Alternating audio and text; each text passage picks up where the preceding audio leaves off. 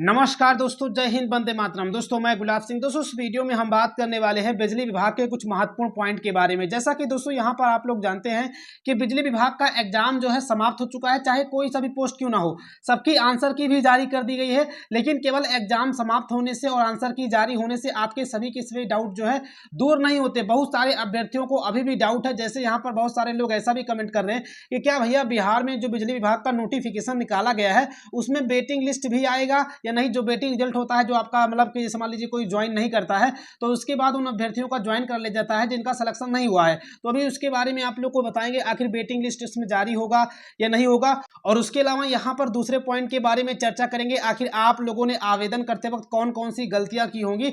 तो आपका आवेदन फॉर्म रिजेक्ट हो जाएगा या आपको डॉक्यूमेंट वेरिफिकेशन से ही बाहर किया जा सकता है, तो अभी उसके बारे में जानकारी देंगे। तो दोस्तों वीडियो में लास्ट तक बने हैं, संपूर्ण जानकारी पर चर्चा करेंगे। और दोस्तों यहाँ पर आप लोग पूरा का पूरा पीडीएफ देख पाएंगे।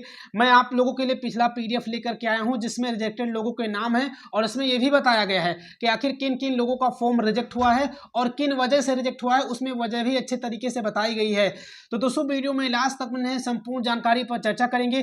दोस्तों वीडियो में आगे बढ़ने से पहले यदि आप लोग हमारे चैनल पर नए हैं, चैनल को सब्सक्राइब करके नोटिफिकेशन बेल ऑन जरूर कर लें, क्योंकि हमारे चैनल के माध्यम से भविष्य में बिहार में बिजली विभाग के रिजल्ट को लेकर कभी कोई अपडेट होगी तुरंत और सबसे पहले आप लोगों को हमारे ही चैनल के माध्यम से बता दिया जाएगा। तो चैनल को सब्सक्राइब कर लें। और जो अभ्यर्थी डॉक्यूमेंट वेरिफिकेशन पर वीडियो चाहते हैं कि उनके लिए मैं रिजल्ट से पहले ही डॉक्यूमेंट वेरिफिकेशन पर वीडियो लाऊं, आखिर कौन कौन सा डॉक्यूमेंट लगेगा, तो वो लोग भी कमेंट कर सकते हैं और अपना कोई भी डाउट हो डॉक्यूमेंट के बारे में वो भी पूछ सकते हैं, उस वीडियो में कवर कर दिया जाएगा। अब चलते हैं और आप लोग को सारी जानकारी वन बाय वन करके अच्छे तरीके से बताते हैं। यहाँ पर आप लोग देख पाएंगे मैंने वो पूरा का पूरा पीडीएफ ओपन कर लिया है जिसमें पिछले अभ्यर्थियों का यहाँ पर आप लोग देखेंगे एम्प्लॉयमेंट नोटिस नंबर 08/2018 यहाँ पर दिया गया। ये पिछली भर्ती में जिन जिन लोगों का फॉर्म जो है रिजेक्ट हुआ था या उनको डॉक्यूमेंट वेरिफिकेशन में भाग लेने नहीं दिया गया था, यहाँ पर पूरी की पूरी जानकारी बताई गई आखिर किन किन कारणों से डॉक्यूमेंट वेरिफिकेशन में भाग नहीं लिया देने गया है। आगे यहाँ पर देख पाएंगे लिखा भी गया है, list of disqualified candidate removed from the merit list and absent candidate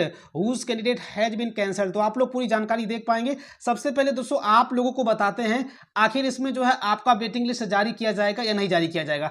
तो दोस्तों अगर आप लोग ऑफिशियल नोटिफिकेशन पढ़ेंगे तो ऑफिशियल नोटिफिकेशन में साफ साफ लिखा गया है कि हम जो डॉक्यूमेंट वेरिफिकेशन के लोगों को बुलाएंगे तो वहां पर 1:1 में बुलाएंगे। यानी कहने का मतलब अगर वैकेंसी एक है तो हम केवल एक ही लोगों को डॉक्यूमेंट वेरिफिकेशन के लिए बुलाएंगे, इसके ना तो कम बुलाएंगे और ना ही इसका ज्यादा बुलाएंगे। तो यहाँ पर इस चीज के बारे में आप लोग जान करके समझ चुके होंगे कि आपका जो वेटिंग लिस्ट है वो जारी नहीं होता है, क्योंकि यहाँ पर 1:1 में बुलाया जाता है। अब यहाँ पर 100 वैकेंसी है, 100 लोगों को बुलाया जाएगा तो वेटिंग लिस्ट जारी ही नहीं होगा। जैसे बहुत सारे डिपार्टमेंट में ऐसा होता है कि जो डॉक्यूमेंट वेरिफिकेशन आपका 1.5 गुना करवा लेते हैं, यानी जितना पोस्ट होता है उससे अधिक आपका डॉक्यूमेंट वेरिफिकेशन होता है। तो बहुत सारे डिपार्टमेंट में वैकेंसी में जो वेटिंग लिस्ट भी लगा दी जाती है, क्योंकि डॉक्यूमेंट वेरिफिकेशन ज़्यादा लोगों का हुआ है। तो ऐसे में हो सकता है कि मान लीजिए कोई व्यक्ति ज्वाइन ना करे, जिसका सिलेक्शन हो जाए, तो बाद में उन अभ्यर्थियों को ऑफर दिया जाता है जिनका डॉक्यूमेंट तो हो चुका है, जिनका नाम वेटिंग लिस्ट में है, लेकिन उनका सिलेक्शन नहीं हुआ है। लेकिन बिजली विभाग में ऐसा कोई सीन नहीं होता है। बिजली विभाग में ना तो डॉक्यूमेंट वेरिफिकेशन ज़्यादा अभ्यर्थियों का किया जाता है और ना ही वेटिंग लिस्ट आती है।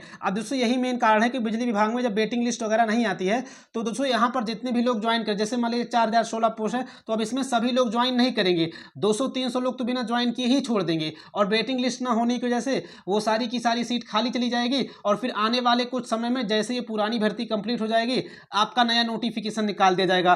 तो यहाँ पर दोस्तों मैंने वेटिंग लिस्ट के बारे में जानकारी बता दी है। वैसे दोस्तों आप लोगों का कोई भी डाउट होता है तो आप लोग कमेंट के माध्यम से पूछ सकते हैं।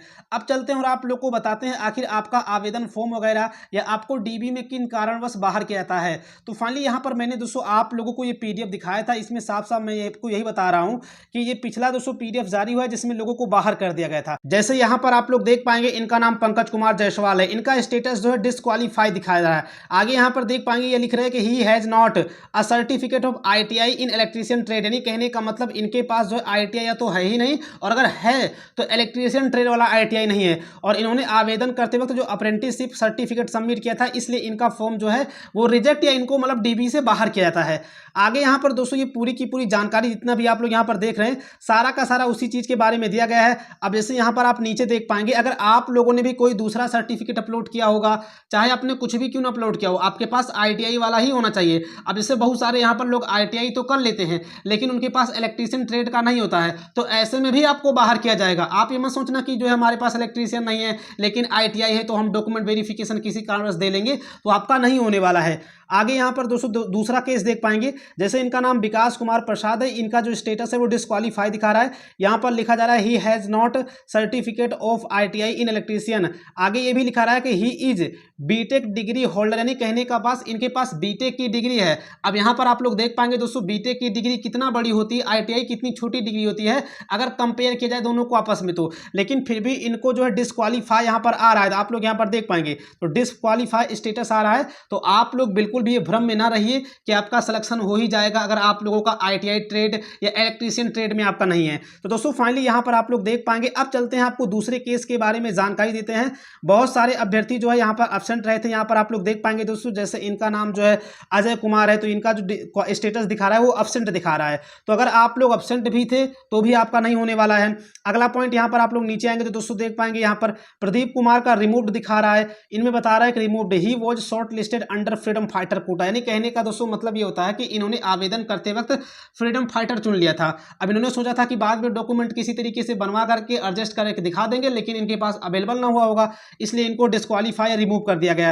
ये लिख रहे हैं कि कैटेगरी BC है इनकी, during verification it found that does not belong to freedom fighter category, यानी कहने का मतलब वेरिफिकेशन के दौरान जो इन्होंने फ्रीडम फाइटर कैटेगरी डाली थी वो नहीं पाया गया, इन्होंने गलत कैटेगरी चूज की थी और यही मेन कारण है कि इनको रिमूव्ड और डिस्क्वालीफाई किया जाता है।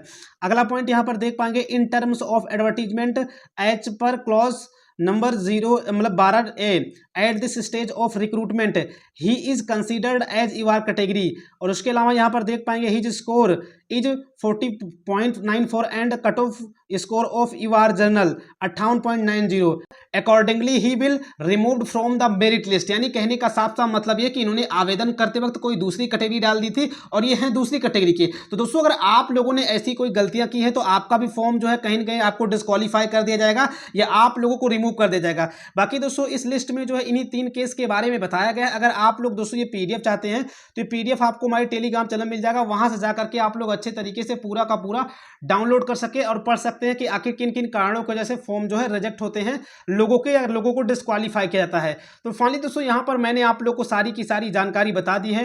फिर भी कोई भी डाउट रह जाता है तो आप लोग कमेंट के माध्यम से पूछ सकते हैं, हम आपके हर एक कमेंट का रिप्लाई करते हैं। बाकी दोस्तों भविष्य में बिहार में बिजली विभाग को लेकर कभी कोई ऑफिशियल जानकारी चाहते हैं या इसका रिजल्ट जब भी आएगा तुरंत और सबसे पहले आप लोगों को हमारे ही चैनल के माध्यम से पूरा का पूरा PDF हमारे टेलीग्राम पर शेयर कर दिया जाएगा और बता भी दिया जाएगा। तो चैनल को सब्सक्राइब करके नोटिफिकेशन बेल ऑन जरूर कर लें। मिलते हैं फिर किसी नए वीडियो में। जय हिंद, जय भारत, जय बिहार।